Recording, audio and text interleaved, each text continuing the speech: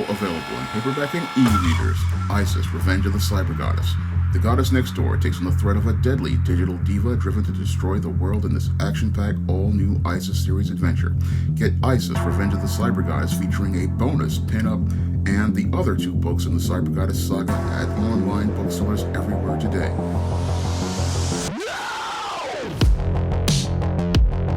One of my viewers from Canada wanted me to talk about this whole concept of automation in restaurants.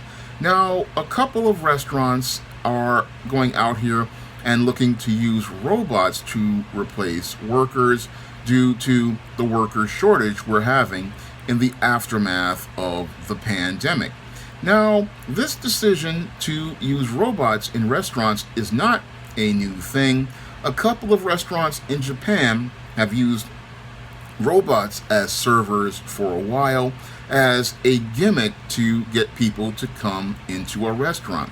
But I don't really see this as being economically viable for businesses like here in America, because long term, I believe that this would be a complete disaster for any restaurant as related to providing quality service for its customers. Now, in the short term, when you're having staffing shortages, maybe automating with robots might sound like a good idea, but things can quickly go off the rails when you have an automated process. Part of the experience of going to do things like go to a restaurant is being around people and having that relationship with the staff. Because when you go to a place like even a diner or a local restaurant, part of the whole experience of going to that restaurant is getting to know people like the hostess, getting to know people like the servers, and even getting to know people like the chef. It is the people that create the experience at the restaurant, and it is the people who create the mood at a restaurant. Now, when you have machines replacing people, you don't really get that mood or that energy that make a restaurant really distinct and make the experience an enjoyable one. No, when you get machines out here serving and cooking the food, what you get is a very cold and very antiseptic and stoic experience that really does not really engage the customer.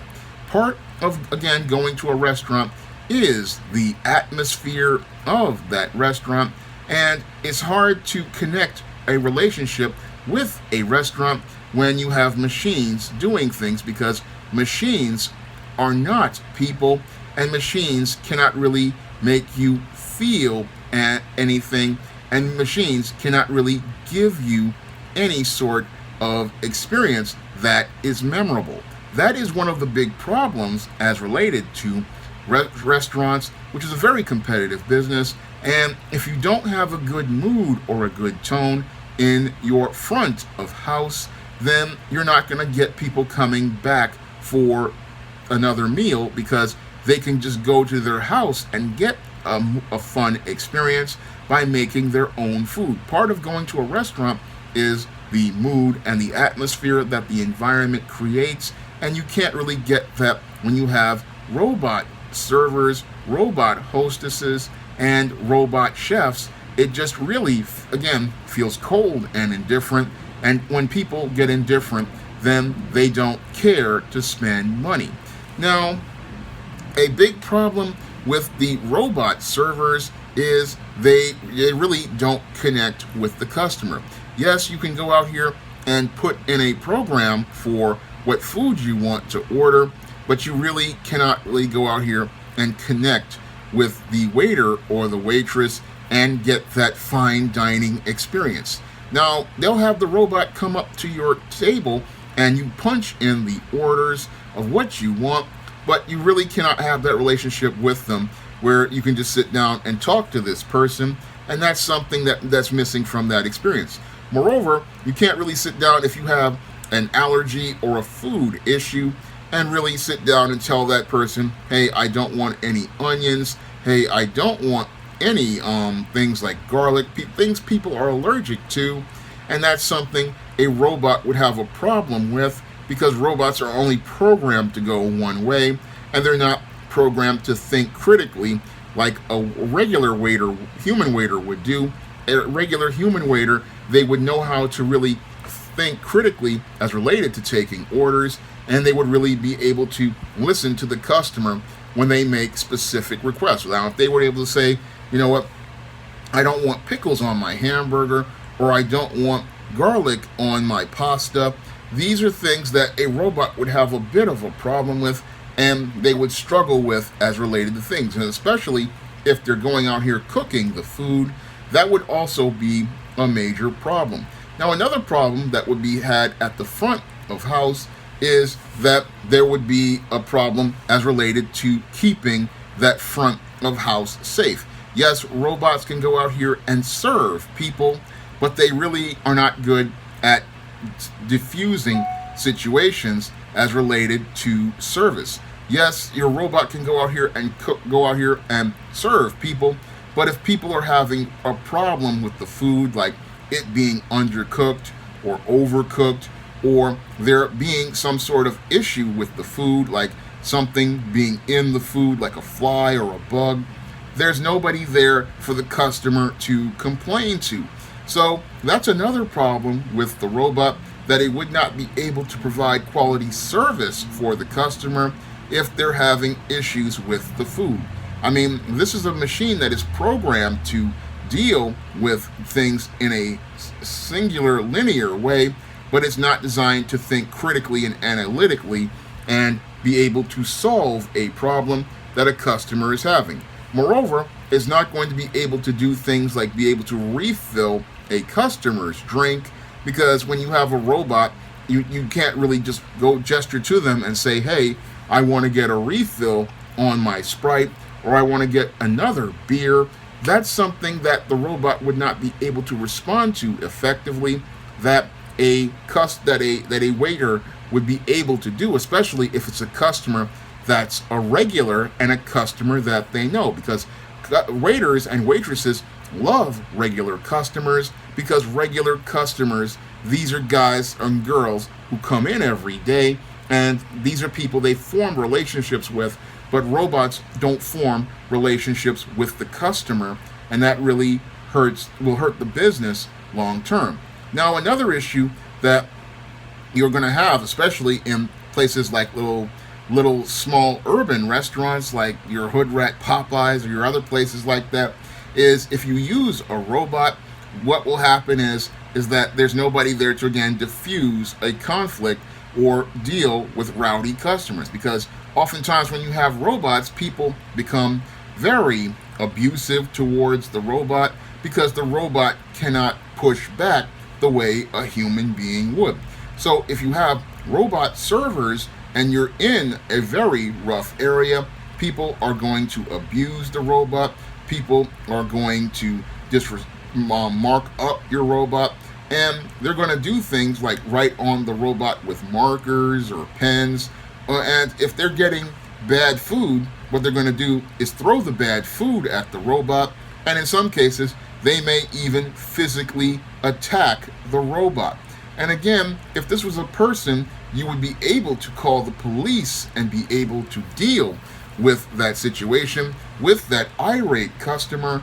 But in this case, if you have a front of house and there's nobody there, what's going to happen is these kind of people are going to go out here and do damage to your robot, and then possibly do even further damage to your front of house. So human waiters and waitresses not only go out here and serve food, but they also serve as eyes and ears for the front of house, and they also keep the front of house secure and keep the front of house from having to deal with damage from irate customers, because they are there to provide customer service to the customer and be able to try to resolve and settle issues as related to things like raw food, undercooked food, or overcooked food, or food that has an issue.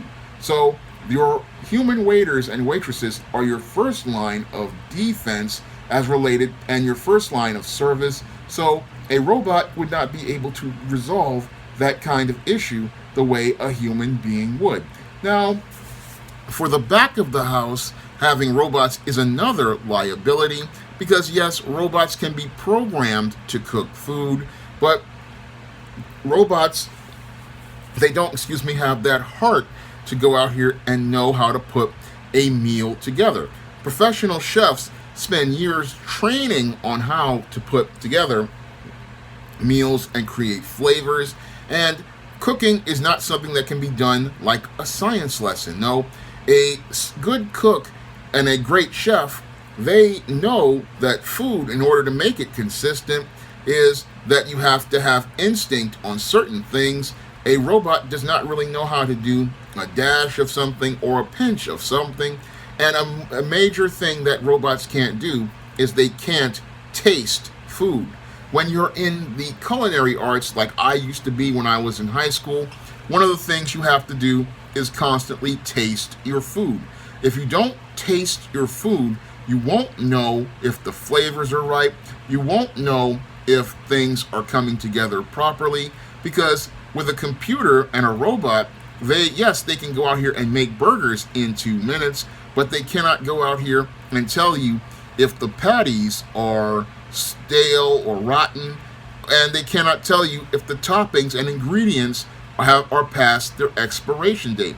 Robots are programmed to go out here and do 1 or 2 tasks, but they cannot instinctively go out here and do like a chef can do. Look at the dates as related to what's in their refrigerator. Look at the texture of the meat. Look at the color of their meat, and look at the color of their vegetables, and also even look at their seasonings, because yes, even seasonings expire. And these are the things that a professional chef does that a robot can't do.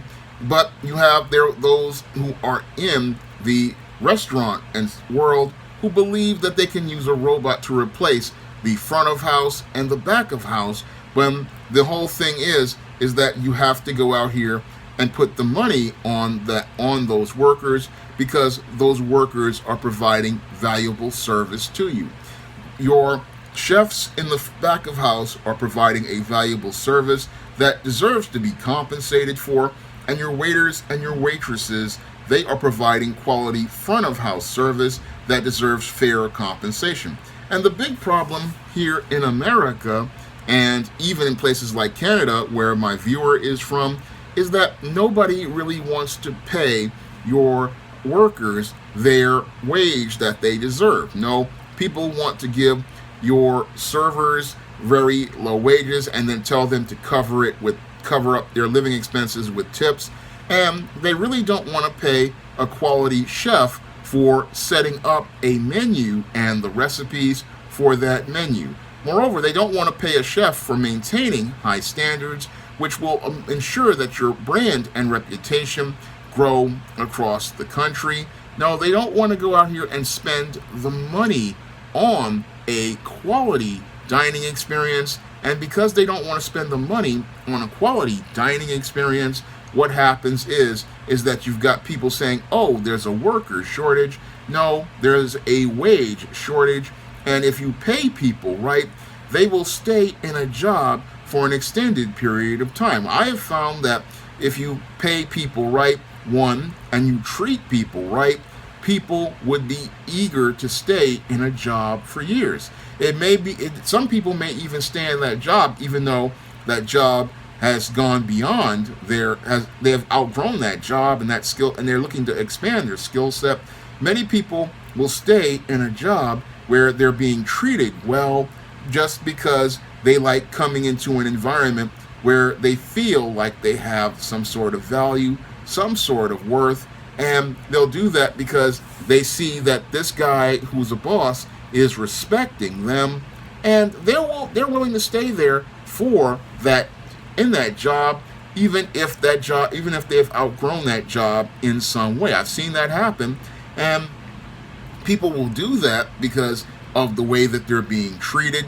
But when you have work environments where we have this new trend of micromanaging and people verbally and emotionally abusing people, what happens is people don't want to come to the job because they're not being treated with the respect they deserve. And everybody who goes to work deserves to be treated with a modicum of respect. And people, when they go to work, they deserve to be paid fairly for their labor. I mean, when you have people who come to work for you, you should show them respect by, one, treating them like the professionals they are and maintaining a standard as related to your conduct at the job, where you conflict resolve by talking to the individual and you lead by teaching. And you should also be out here and make sure that these people's pay is there every Friday, either weekly or every 2 weeks. And that's what you should have as related to people. You should be out here making sure that their money is taken care of, and you should also be making sure that people are treated well. Because if you don't treat people well, you're not going to find workers, and they're going to start spreading the word of mouth. And that's been happening on sites like Glassdoor.com and sites like Yelp, and that's why many companies are having a hard time finding workers. Now, when I look at, again, the restaurant business, it's a rough business, and it's a business that is one that has a very razor-thin profit margin, and that should incentivize any restaurant owner to treat their people with respect, and it should incentivize many of your restaurant owners to go out here and show your workers that they matter, because if you don't treat your workers like they matter, then nobody's going to really care about your business. And a robot is not a replacement. A robot is a unit that will definitely get vandalized. And what will happen is that when people see that there's nobody in the business, they're going to see it as a place where they can loiter and hang out. And you're going to wind up losing more business, because when you have robots there, there's nobody there to really go out here and be the eyes and ears of the restaurant or the face of the restaurant, and it's just going to be a disaster. And even worse than that is that your restaurant will not be something that you can keep operational, because yes, in the short term, you will go out here and have employees, but what will happen is that you will get rid of the employees for the robot, and what will happen is that you're going to have to deal with maintenance issues. Yes, robots are cheap on the short term, but in the long term, you're going to have to deal with maintenance issues. And whenever you have equipment that needs to be out there in public, it's going to get roughed up, it's going to be beat up.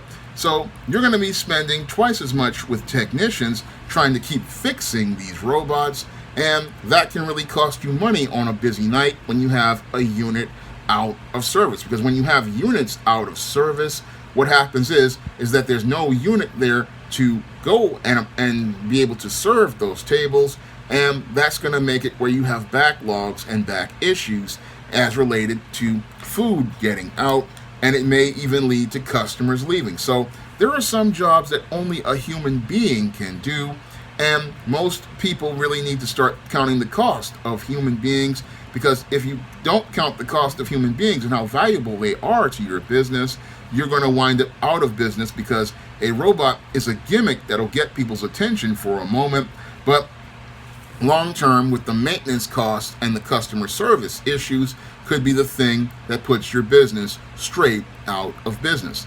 Now, this is a video that one of my viewers requested, and if you want to request a video, you can donate to the Cash App by clicking the link in the description box or the PayPal link in the description box, and if I know something about that subject, I will make that video for you. And if you want to pick up some of my books on the SJS Direct imprint, like the ISIS series, the E-Steam series, the John Haynes series, and the books of the Spinsterella trilogy, and my men's issues books, you can find all of those books on Amazon.com in paperback and Kindle format. You can also find those books on Smashwords, the iBook Store, and Google Play.